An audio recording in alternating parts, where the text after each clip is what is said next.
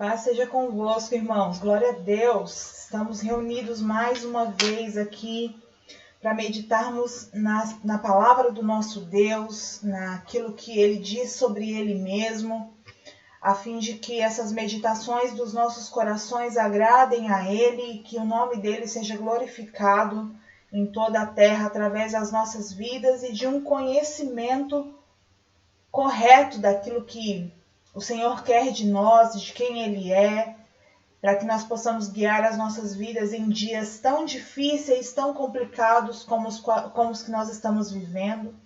Mas nós não estamos aqui hoje para falar sobre pandemia, sobre coronavírus. Todas essas coisas a gente escuta todos os dias na televisão, nos telejornais. Hoje nós estamos aqui para falar sobre aquele que é soberano sobre tudo isso que está acontecendo. Ainda que nós não entendamos o que está acontecendo, o Senhor é soberano sobre tudo e isso nos basta.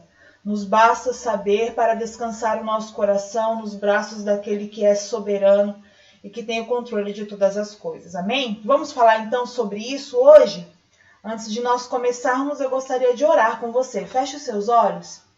Espírito de Deus, nós te glorificamos por mais essa oportunidade de estarmos aqui.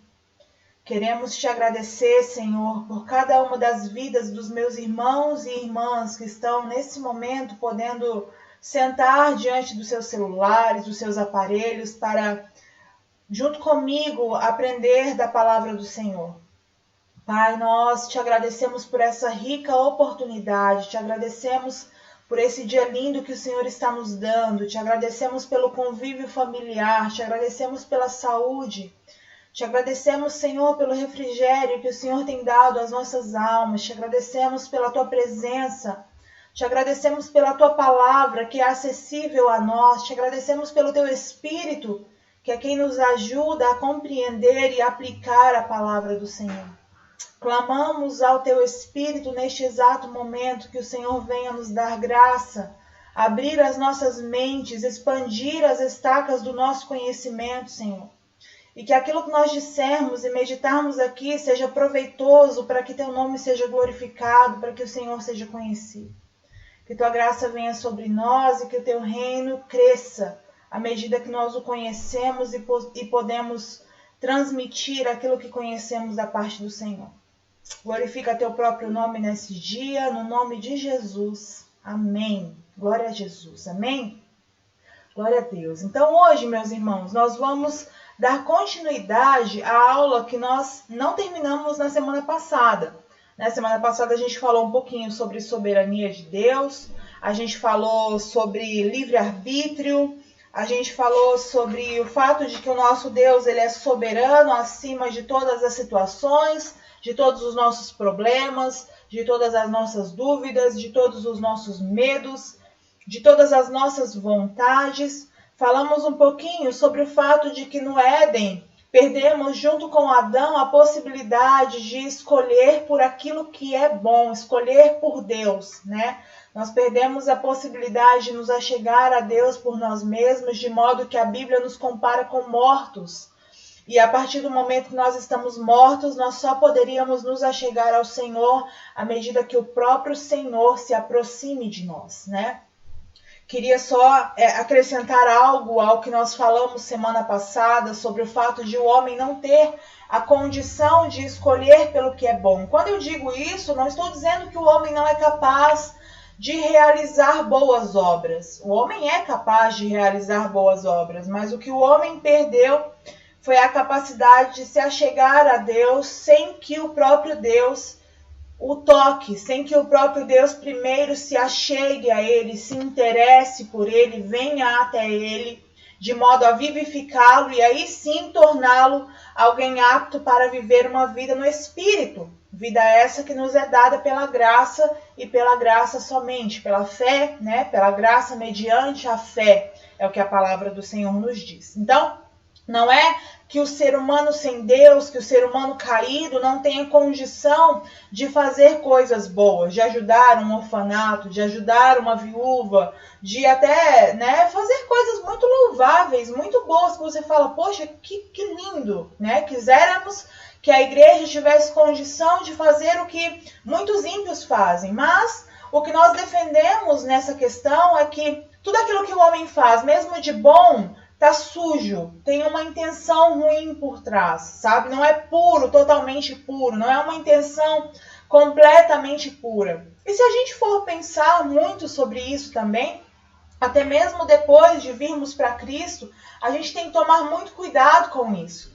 Porque é muito fácil para nós querermos fazer coisas e boas ações para que outros nos vejam, para que outros nos louvem, para que outros digam, nossa, que bonito isso, ou que bonita essa oração, ou que bonita essa palavra, ou que bonita essa atitude, né? O próprio Senhor Jesus nos assegura de que isso aconteceria quando ele diz que não orem para que os outros te vejam, não faça boas ações quando a sua mão direita fizer que a esquerda não saiba, ou vice-versa, né? Mas enfim, é isso que o texto diz.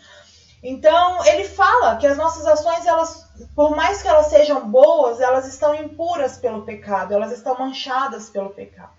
Então, isso é algo que nós precisamos combater mesmo depois de conhecermos a Cristo. Precisamos sempre nos achegar ao Senhor a fim de que Ele purifique nossas intenções, que Ele purifique não só as atitudes físicas, aquilo que nós fazemos com as nossas mãos, com os nossos pés, com os nossos corpos, mas principalmente as nossas intenções precisam ser santificadas diante do Senhor. Amém? Então, sobre isso nós falamos na semana passada. Estou com bastante tela. Eita, já abri na tela errada. Enfim, irmãos, ignorem.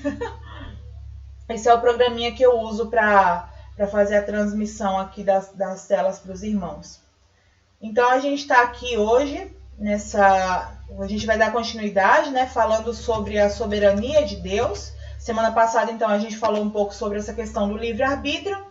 A gente parou aqui nesse segundo ponto falando sobre a soberania de Deus. Amém? Então vamos lá, vamos dar continuidade? A soberania de Deus fala de sua vontade, na qual encontramos dois aspectos principais. Vontade decretiva, que é a vontade decretiva de Deus, é a sua vontade, a vontade pela qual ele soberanamente faz acontecer tudo o que ele quer.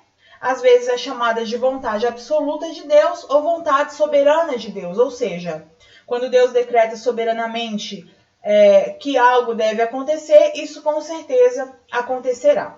Depois disso, nós temos a vontade preceptiva, ao contrário da vontade decretiva de Deus, que é irresistível. A vontade preceptiva não só pode ser resistida por nós, como é resistida por nós o tempo todo. Ela se refere à lei de Deus, aos seus mandamentos e também aos seus desejos. Vamos entender, à luz da palavra, né, com alguns textos bíblicos, do que ele está falando aqui quando ele fala de vontade decretiva e vontade preceptiva. Lembra que nós estudamos lá os decretos de Deus, onde nós falamos um pouco sobre os seus decretos, sobre aquilo que ele soberanamente decretou, que não pode mudar, que é imutável, que é perfeito, que ele disse que vai acontecer, que ele disse, né, que ele já decretou o fim desde o início, desde o começo. Então, isso que Deus já decretou desde o início não vai mudar. Porém, existe coisas que Deus gostaria que nós fizéssemos, que é até mesmo um mandamento de Deus para nós, mas que infelizmente é desobedecido o tempo todo. E nós vamos ver à luz da palavra de Deus alguns textos que vão exemplificar isso, tá bom? A gente tem bastante texto bíblico aqui. Eu não vou abrir em todos, tá? Vou abrir nos principais, que são os que eu acho que dão uma base melhor para a gente entender. E os demais vocês podem depois procurar, pesquisar, olhar nas suas Bíblias, comparar com o que eu estou dizendo, amém? Nós estamos na escola bíblica, apesar de nós não estarmos presencialmente, nós ainda temos espaço para conversarmos, ainda temos espaço para questionarmos, para perguntarmos. Valéria, não entendi. Valéria, isso não ficou claro. Valéria, eu penso diferente de você nesse ponto e nesse outro. Então, a gente tem espaço para isso nos nossos grupos. Amém? Estou olhando para o lado aqui para eu poder ficar ligada na hora. Vamos lá, então, irmãos. Isaías 46, no verso 9 e 10, vai falar sobre a vontade decretiva, aquilo que é decreto de Deus, que é imutável. Ele vai falar assim no verso de número 9. Lembrai-vos das coisas passadas desde a antiguidade, que eu sou Deus e não há outro. Eu sou Deus e não há outro semelhante a mim. Sou eu quem anuncio o fim desde o princípio. e desde a antiguidade as coisas que ainda não sucederam. Sou eu que digo, o meu conselho subsistirá, e realizarei toda a minha vontade. Ou seja, aquilo que ele decretou desde o início é aquilo que vai acontecer segundo a sua vontade. Isso é imutável, isso é irresistível, não há nada que nós possamos fazer para mudar aquilo que Deus já decretou que faria. Vamos aproveitar que a gente já está em Isaías e ver essa referência de Isaías 43, verso 13, onde a palavra do Senhor diz assim: desde toda a eternidade eu o sou, e não há ninguém que possa fazer escapar das minhas mãos. Agindo eu, quem impedirá? Quem poderá impedir que aquilo que o Deus Todo-Poderoso decretou aconteça? Em outras palavras, trocando em miúdos, a gente pode dizer quem é mais poderoso do que o Deus soberano sobre toda a terra, que seria capaz de fazer com que aquilo que ele decretou não aconteça. Será que Satanás poderia impedir os desígnios de Deus? A gente já sabe que não. A gente já sabe que Satanás não está no mesmo patamar de poder que o nosso Deus. O nosso Deus, ele é acima, Lembra lá na solidão de Deus, quando a gente falou sobre isso? Nosso Deus está acima de qualquer outro Deus, de qualquer outro poder, principado, potestade. Ele está muito acima, ele é soberano sobre todas essas coisas. Então, esses dois textos nos mostram um pouco sobre a vontade decretiva. Agora, eu queria ver com vocês exemplos de vontade preceptiva, que tem a ver com os preceitos de Deus, com aquilo que ele gostaria que nós fizéssemos, mas que infelizmente nós não somos capazes de fazer por nós mesmos. Em Êxodo, como eu acho que muitos dos irmãos já conhecem essa passagem de Êxodo 20, fala dessa vontade, de mandamentos que Deus decretou, que Deus estipulou, mas que são quebrados o tempo todo. Eu vou aproveitar, eu marquei do 3 ao 17, mas eu vou ver alguns versículos principais, que eu acho que são os que os irmãos mais, conhecem. Mas primeiro ele também vai falar sobre não terás outros deuses diante de mim, não farás para ti imagem esculpida, nem figura alguma que há em cima no céu, nem embaixo na terra, ou nas águas debaixo nas águas debaixo da terra. Depois no verso 12 ele vai falar: honra teu pai e tua mãe para que tenhas vida longa. Depois no 13, não matarás, não adulterarás, não furtarás, não dirás falso testemunho, não cobiçarás a casa do teu próximo, a mulher do teu próximo, o servo ou a serva, ou o boi ou o jumento, ou coisa alguma do teu próximo. Então, Deus estipulou estes mandamentos para quê? Para que Israel fosse justamente uma nação diferenciada no meio dos povos onde eles seriam colocados. Para que Israel fosse uma nação que brilhasse a luz de Deus. Para que Israel fosse uma nação onde as demais nações olhassem e vissem que ali havia um Deus de verdade. Que não era como o Deus dos amorreus, não era como o Deus dos filisteus, não era como o Deus dos moabitas, dos amonitas. Aquele ali era um Deus diferente. Aquele era um povo diferente. Era uma nação, a Bíblia vai falar, de reis e sacerdotes para o Senhor. Era essa a intenção do Senhor ao tirar Israel de lá do Egito e trazê-los para a terra prometida ao longo do Pentateuco, dos livros de Moisés que nós vemos na Bíblia. Mas infelizmente esses mandamentos do Senhor eles são quebrados o tempo todo. Por isso Deus enviou o seu Filho amado, enviou a Cristo para cumprir perfeitamente a lei de Deus. Só Cristo conseguiu fazer exatamente aquilo que Deus determinou em sua lei. A sua justiça passou para nós e por isso nós somos salvos. Não há mérito algum na nossa salvação, como nós falamos na semana passada. Tudo vem do Senhor, tudo foi provido pelo Senhor, o Cordeiro ele proveu para que a sua justiça fosse imputada a nós e assim nós pudéssemos nos achegar ao próprio Deus vivo, ao Deus Pai.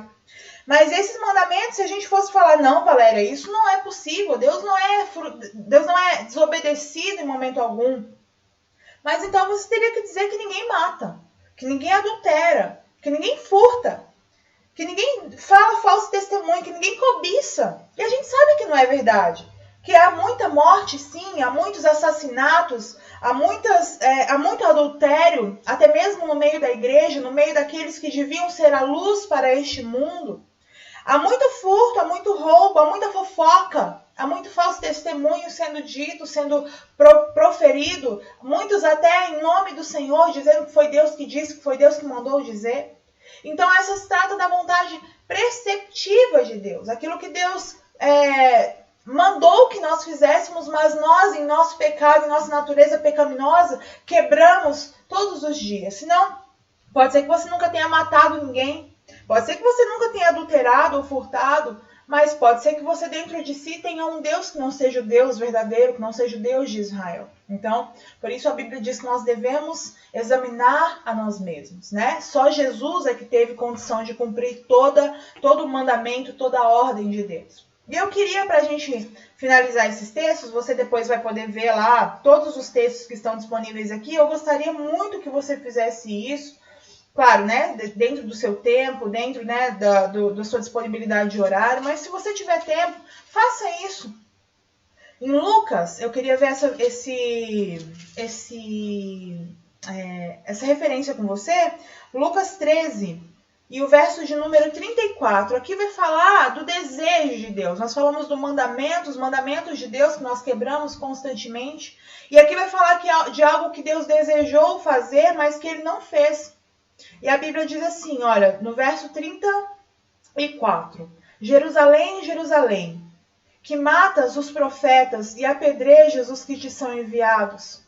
Quantas vezes eu quis ajuntar os teus filhos, como a galinha ajunta os teus filhotes debaixo das asas, mas tu não quisestes. Olha só.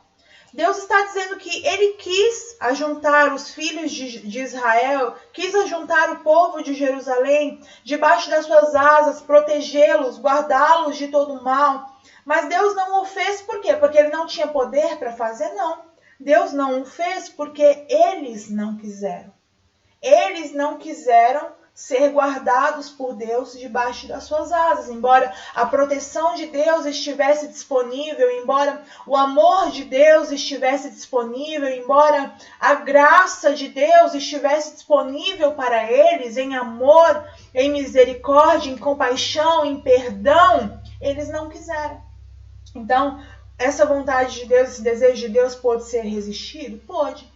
Não é um decreto, não foi algo que Deus decretou, foi algo que Deus quis fazer, mas não o fez justamente porque aquelas pessoas ali não quiseram fazer. E aí você pode dizer assim, mas Valéria, você disse que o homem não tem livre-arbítrio, né? Eu disse isso, de fato eu acredito que o homem não tem livre-arbítrio nesse sentido da livre escolha, né? De escolher livremente, sem que haja qualquer outra coisa externa que o leve a escolher isso ou aquilo. Eu de fato acredito nisso. Mas eu também acredito que nós não somos máquinas, que Deus ele não nos chamou para sermos máquinas controladas, fantoches nas mãos dele, né? Ele nos chamou para que nós também tivéssemos as nossas vontades. Eu não acredito que Deus ele vá interferir, de repente, na minha vontade de pegar um desenho e pintar de rosa ou de azul. Entende? Isso é a minha livre escolha, a minha livre agência. E aí a gente vai falar um pouquinho sobre esse ponto, para a gente entender um pouquinho do que se trata a livre agência. Agora podemos questionar. Se o homem não tem livre-arbítrio, por qual motivo Deus permite que seus mandamentos sejam quebrados? A resposta está na livre agência do homem. Como já dissemos antes, o homem não é uma máquina ou um fantoche. Por isso Deus, em sua soberania, permite que o homem haja em conformidade com a sua natureza. O homem ímpio conforme a sua impiedade e o cristão conforme a sua nova natureza, a natureza de Cristo, segundo Coríntios 5,17. Contudo, mesmo munidos de liberdade, nada foge da soberania de Deus, da soberana vontade de Deus. Então, olha só o que a gente está falando aqui. O homem tem uma liberdade, uma livre agência, né? Deus não nos fez fantoches, Deus não nos fez máquinas programadas para fazer A ou B. Nós temos a liberdade de agir conforme a nossa natureza. Enquanto o livre-arbítrio fala da possibilidade de escolher contra a natureza, a livre-agência não. Ela vai falar que você tem a liberdade de escolher conforme a sua natureza. Porém, isso também está debaixo da soberania de Deus. Isso não foge à vontade de Deus. Isso não pega Deus de surpresa. Não. A soberana vontade de Deus está acima de qualquer coisa, dirigindo e direcionando todas as coisas. Até mesmo quando nós falamos, não, isso aqui é o meu direito de escolha, ali também há a soberana vontade de Deus. É algo que a gente talvez não consiga entender, porque muitas vezes as pessoas elas colocam uma coisa contra a outra. Mas na verdade não é uma coisa, não é a soberania de Deus versus a responsabilidade do homem no sentido de luta de um e outro. Não, são duas coisas que acontecem juntos. Por exemplo, na sua salvação, a gente sabe que o Senhor, ele determinou a sua salvação, que é algo que o Senhor já havia te escolhido desde o ventre da sua mãe. A Bíblia diz que o nosso nome já estava no livro do Senhor desde a fundação dos séculos, né? Então a gente pode falar que é uma coisa exclusiva de Deus, que Deus fez sim, mas ele também espera que eu ande junto com ele nesse sentido. A Bíblia tem muitos textos que vão falar que eu devo trabalhar a minha santificação, que eu devo trabalhar a minha salvação, no sentido de quê? De andar em santidade, de andar com Deus, entende? Não são duas coisas separadas, mas são duas retas que no infinito elas vão se encontrar. São duas coisas que no final elas vão se encontrar. Então, a soberania de Deus não está contra a responsabilidade do homem, não. São duas coisas juntas sem que uma anule a outra. Eu sei que é difícil de entender e tem coisas que a gente realmente não entende. Mas a palavra de Deus diz, eu já disse isso, acho que na semana passada ou retrasada, que o justo vive da fé. Então, mesmo que a gente não entenda, eu entendo que Deus é soberano sobre todas as coisas e que o meu dever é andar em obediência a Ele.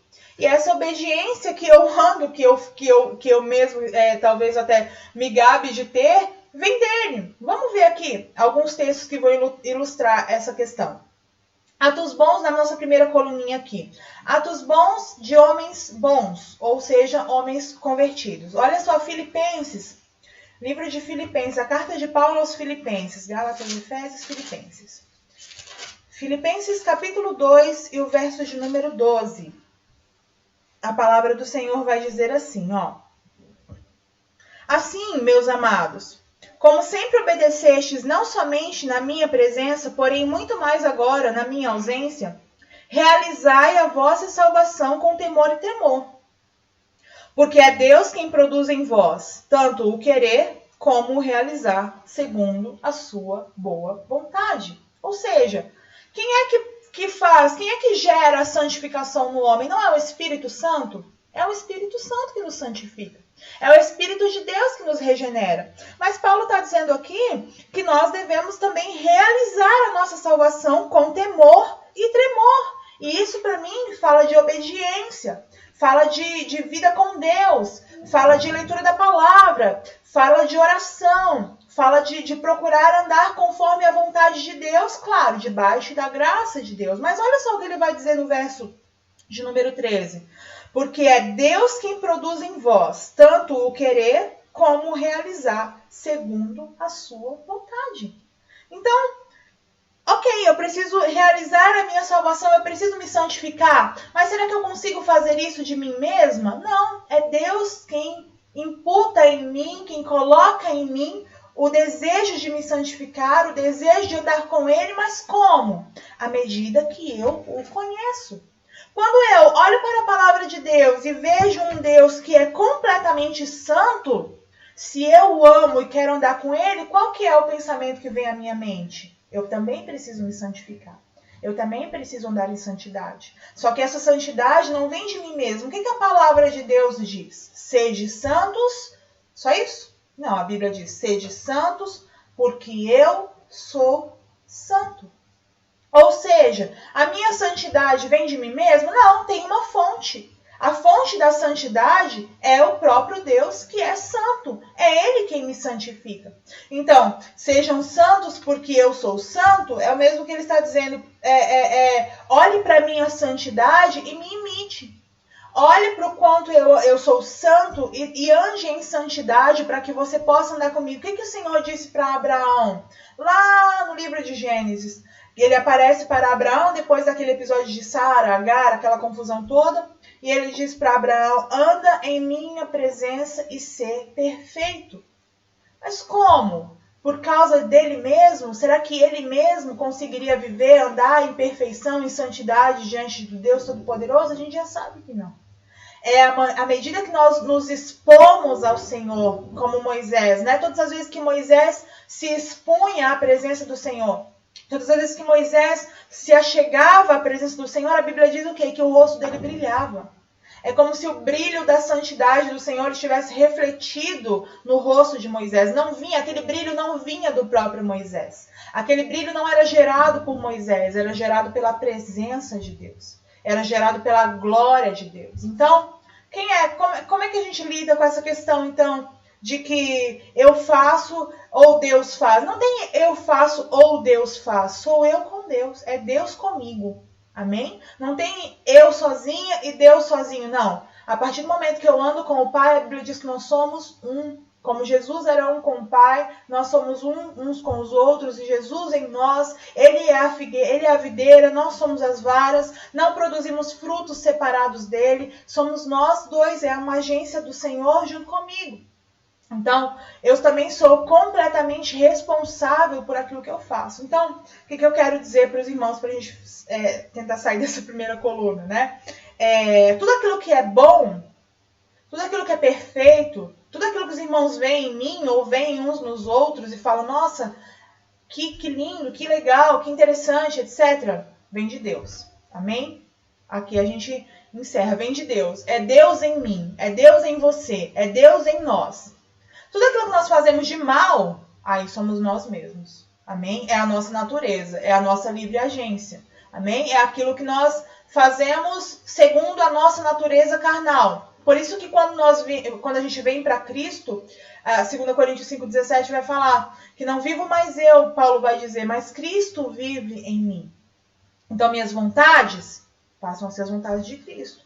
Os meus desejos são os desejos de Cristo. O meu modo de viver é o modo de viver de Cristo. Por quê? Porque eu estou gerando isso em mim? Não. Se for uma coisa que só eu gero em mim, isso pode ser chamado de moralidade, pode ser chamado de boa conduta, pode ser chamado de qualquer outra coisa, menos de vida com Deus. Porque para nascer de Deus, para viver uma vida com Deus, não é só nós mesmos fazendo coisas legais. Antes eu fazia coisa ruim, agora eu passo a fazer coisas boas. Não, a Bíblia fala que eu tenho que morrer e ele tem que vir e viver em mim. A vida que eu vivo hoje não é mais a minha vida, mas é a vida de Cristo em mim. Amém? Que seja dessa forma. Aí, essa segunda coluna vai falar de atos bons de homens maus. Atitudes boas, como a gente estava falando, que homens maus tiveram. Vamos ler lá em Isaías 45. Deixa eu abrir aqui rapidinho, porque a nossa hora já está voando, né? Isaías 45, do 1 ao 7. Olha o que a palavra do Senhor vai falar de um ato bom de um homem ímpio, de um homem que não conhecia a Deus. E o próprio Deus vai testificar que ele era um homem que não o conhecia. Isaías 45, de 1 a 7, diz assim: Assim diz o Senhor a Ciro, seu ungido, a quem toma pela mão direita para abater nações e desarmar reis, para abrir diante dele as portas, para que não sejam trancadas. Depois no verso 4, vamos pular para o verso 4. Depois você pode ver os demais versos também. Por amor do meu servo Jacó e de Israel meu escolhido, eu te chamo pelo nome e te concedo título de honra, embora não me conheças. Eu sou o Senhor e não há outro além de mim, não há Deus. Além de mim não há Deus.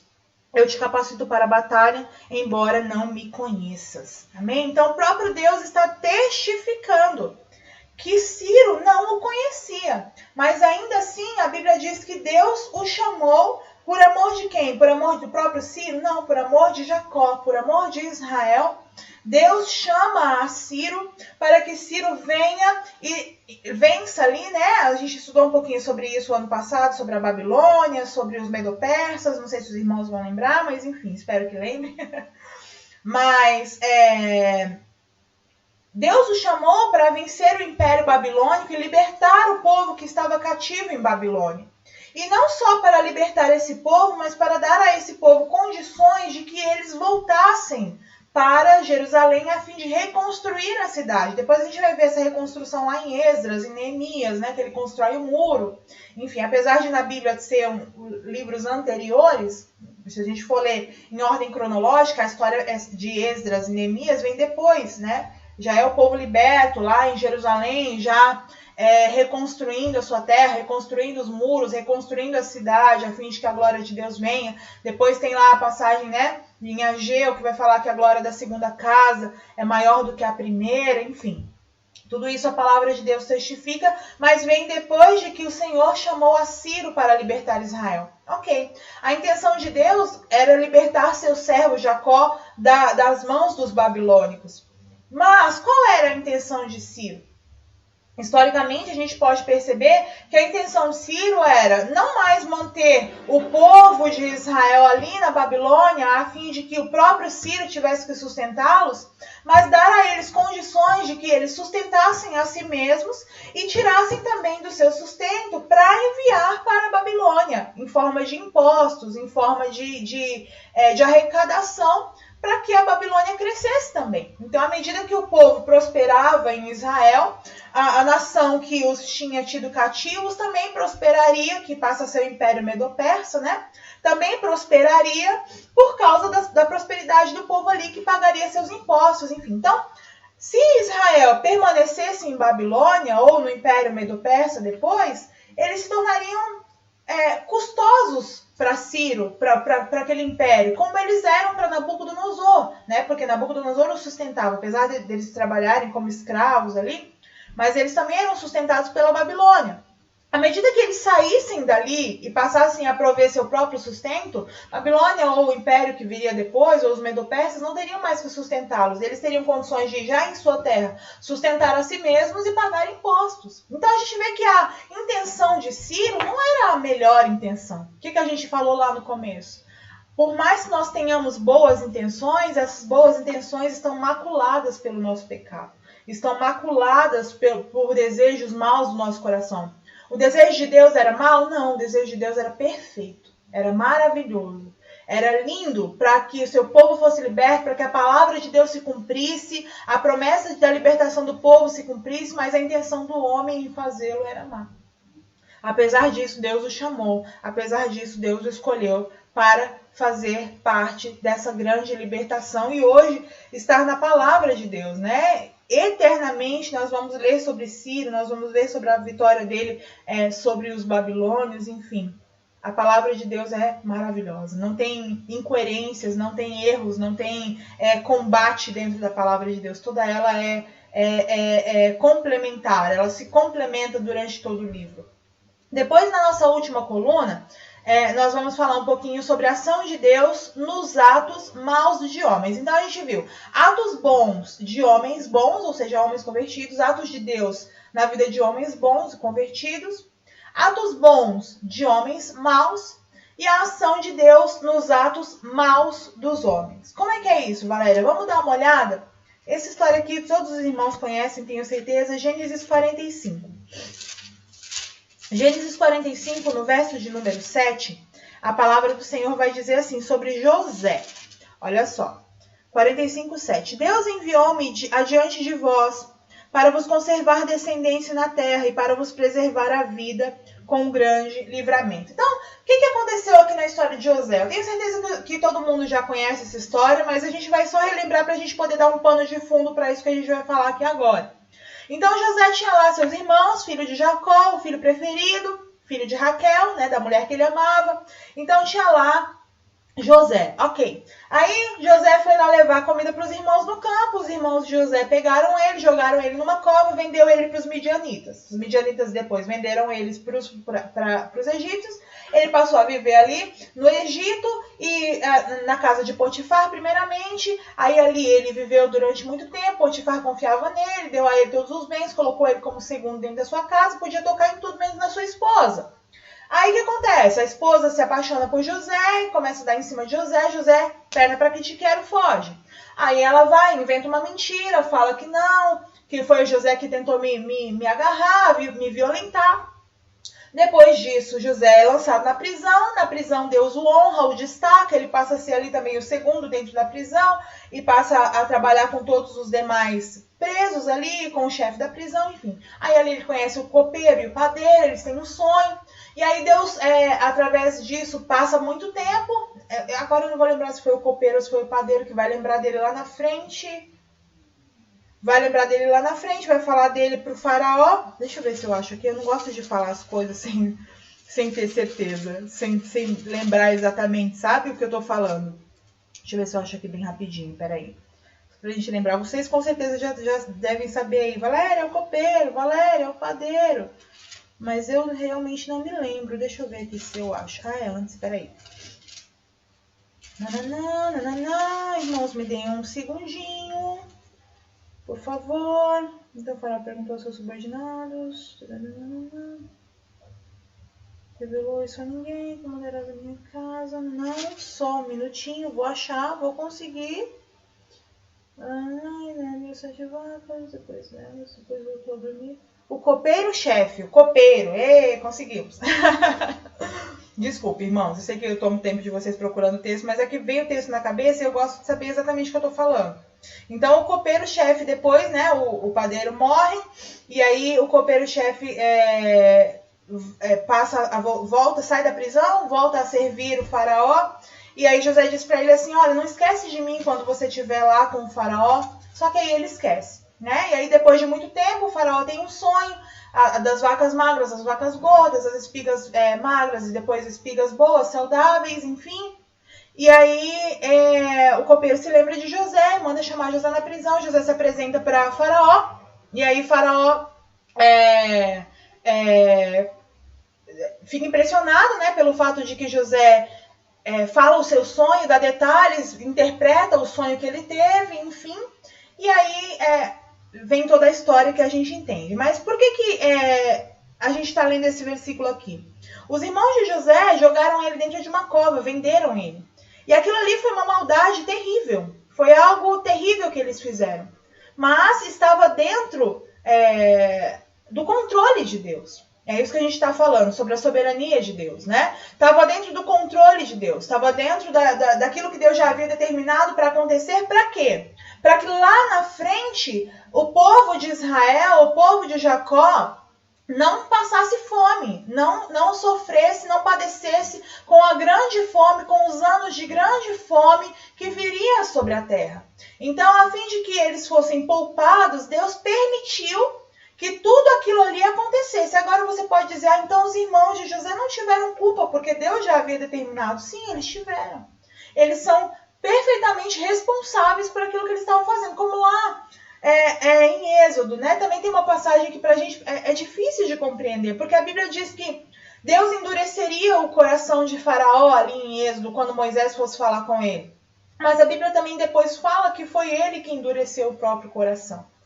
Então, apesar de Deus agir e fazer com que o homem realize essas coisas, apesar de Deus permitir que o homem realize essas coisas, de Deus até mesmo ter decretado que tais coisas aconteçam, o homem também é perfeitamente responsável por seus atos, por suas atitudes. Então Deus não deixou de castigar Faraó, Deus não deixou de punir Faraó, mesmo a Bíblia dizendo que foi o próprio Deus que endureceu seu coração.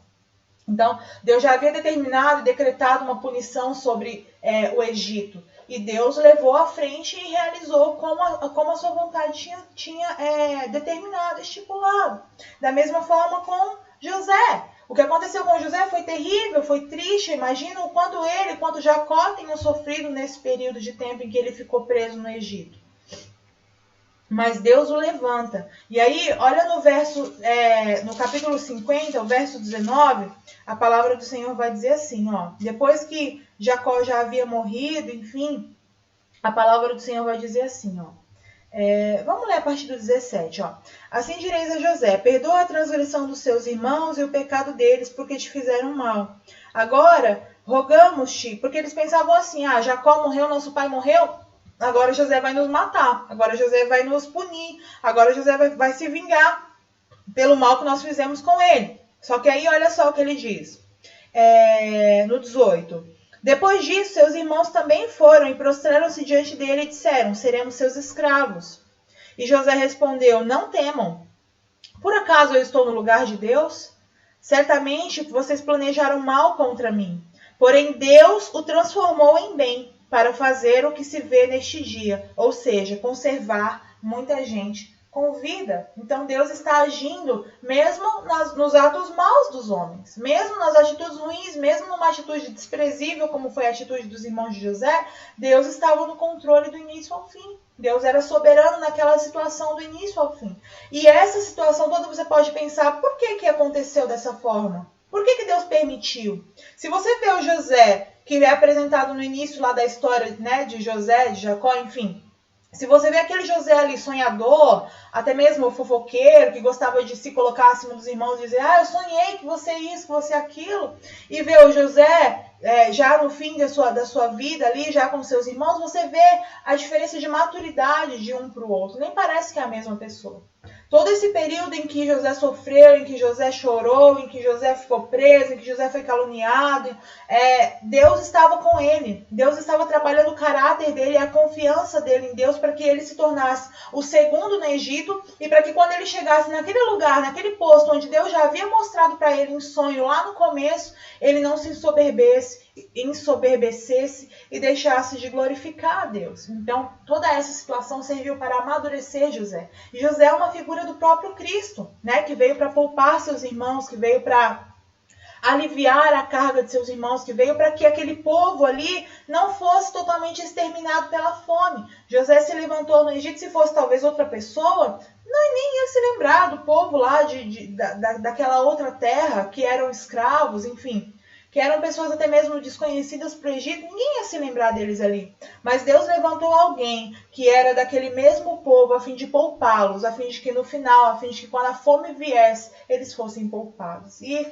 é isso que Jesus fez por nós, né? Ele veio para perdoar os nossos pecados, as nossas transgressões, para nos poupar, para nos tirar do império da morte e nos trazer para o reino da sua maravilhosa luz. E isso é muito lindo, é coisa linda demais que Deus faz. O nosso Deus, o Deus dos deuses, é soberano e Senhor sobre tudo. Todas as coisas pertencem a Ele, realizam-se por meio dEle e para Ele. Romanos 11:36. Bendito seja Deus, porque embora fôssemos fracos, ímpios, pecadores e inimigos de Deus, Ele nos amou e nos deu seu Filho para morrer em nosso lugar, para nos dar vida eterna. Ó amor sublime, ó amor eterno, ó amor sacrificial. Amém? Então, meus irmãos, o que eu quero deixar aqui de apelo para você. Talvez você pense diferente de como eu penso. Talvez você tenha uma ideia ou informações ou textos que deem base para um pensamento diferente. Amém? Mas o que eu quero chegar aqui a um consenso com você é que independente de como você entenda livre-arbítrio, ou se você entenda livre-agência como sendo algo separado, ou se você entenda que a vontade de Deus ela tem dois aspectos, de perceptiva e decretiva, independente disso, o que eu quero que fique claro, que seja um consenso entre mim e você, é que Deus é soberano sobre todas as coisas, amém? A soberania de Deus ela é indiscutível, ela é infalível. Se nós não crermos que o nosso Deus é soberano, então o que a gente está fazendo aqui? Se a gente crê que a gente consegue fazer as coisas na força do nosso braço, se a gente crê que quem está dominando a história é o líder A, ou o líder B, ou o líder C, ou que vai levantar um outro líder que vai mudar a história, que vai tornar algo melhor ou pior, então o que a gente está fazendo aqui? Então nós não podemos ser chamados corpo de Cristo. A soberania de Deus, ela se mostra em toda a palavra de Deus. De Gênesis a Apocalipse, nós vemos um Deus soberano que está dirigindo, controlando toda a história e também está dando liberdade para que o homem haja segundo sua natureza e também está punindo o homem segundo os seus pecados, as suas falhas e os seus erros. Um Deus que nos permite falhar, que nos permite pecar contra Ele. Você já pensou que Deus está dando hoje o mesmo ar, o mesmo dia lindo que está lá fora? Ele está dando tanto para você e para mim, que conhecemos a Ele, que o amamos, que o adoramos, quanto para o ateu que não o conhece, que desdenha dele, que desdenha da sua palavra, que o amaldiçoa, que declara que Ele não existe? Já pensou que o nosso Deus ele é soberano sobre o ar que nós respiramos? A Bíblia diz que se Ele decidir que nos falte ar, nós morremos, nós desfalecemos. O ar que nós respiramos pertence a Ele. Ele é soberano sobre todas as coisas. Ele é soberano sobre a vida humana. Ele é soberano sobre a criação. Agora, o fato dele permitir que o ateu esteja vivo, que aquele que o está amaldiçoando esteja vivo, não significa que ele está sendo conivente com os seus pecados, que ele está sendo conivente com os seus erros. Apenas significa que ele permite que essas pessoas estejam vivas até então. Que ele permite que elas estejam existindo, que ele quer se fazer conhecido a elas, sim.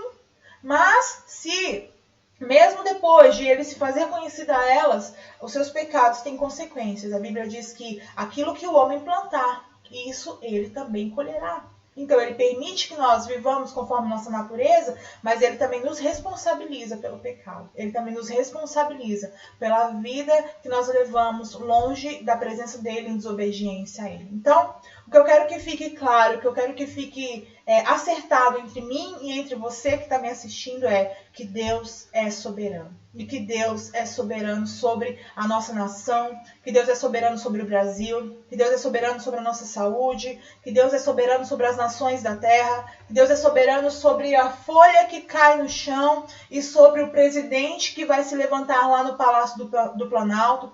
Deus está no controle perfeito de todas as coisas, amém? Que essa certeza traga paz para os nossos corações em dias tão difíceis como os que nós estamos vivendo. Eu queria que você, mais uma vez, fechasse os seus olhos para nós podermos orar e finalizar a nossa aula. Pai Santo, nós te agradecemos por esse tempo aqui na tua presença. Adoramos ao Deus que é soberano sobre toda a criação. Exaltamos aquele que está acima, assentado num alto e sublime trono, e que nada e nem ninguém pode abalá-lo. Papai, queremos orar sobre o Brasil, sobre a nação brasileira. Queremos pedir, ó Deus, sabemos e confiamos que o Senhor está no controle de tudo. E queremos pedir, Pai, que segundo tua vontade, o Senhor coloque teu basta, Senhor, sobre as situações que nós estamos vivendo na nossa terra. Pai, abençoa o nosso presidente, abençoa o nosso governador. Pai, abençoa os ministros do STF. Pai, nós os abençoamos e não amaldiçoamos. Oramos para que o Senhor levante juízes justos na nossa nação. Oramos para que o Senhor levante homens segundo o teu coração para governar a nossa nação, ó Deus. Oramos para que a tua igreja brilhe a tua luz nesse tempo em que nós estamos vivendo de trevas. Oramos para que tua glória resplandeça em nosso rosto, Senhor, e que nós possamos ser a resposta de oração daqueles que sofrem, daqueles que choram. Oramos pela vida dos nossos pastores, dos nossos líderes. Oramos pela vida do pastor Osvaldo, Senhor. Oramos por pessoas, homens e mulheres que estão nos leitos de morte. Oramos, Espírito de vida, sopra a sua vida agora, Senhor, nas UTIs, nos CTIs, Pai. Que haja vida do Senhor, que haja glória do Senhor, que haja graça do Senhor sobre as vidas, sobre as nações da terra. E venha o teu reino e que tua vontade seja feita. O Senhor é soberano e nós confiamos que servimos ao Deus que está no controle de todas as coisas, inclusive das nossas faltas. Pai Santo, te agradecemos e te louvamos no nome santo de Jesus. Amém. Querido, que você tenha paz nessa semana.